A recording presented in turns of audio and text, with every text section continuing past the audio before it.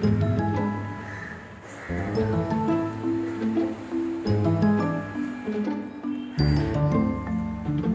difficult challenge was personally to me is even till now I don't know how to swim actually till now.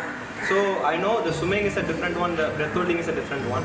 So I just go by this some other different kind of way like a pranayama, yoga, meditation to make me very calm.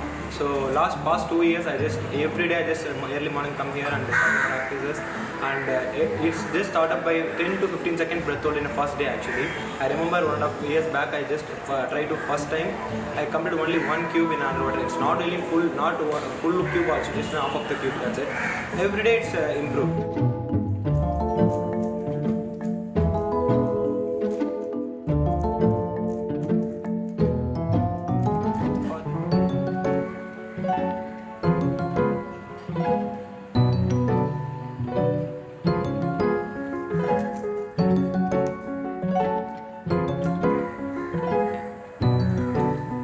People are thinking the Guinness World Record is individual person record, but it's not actually.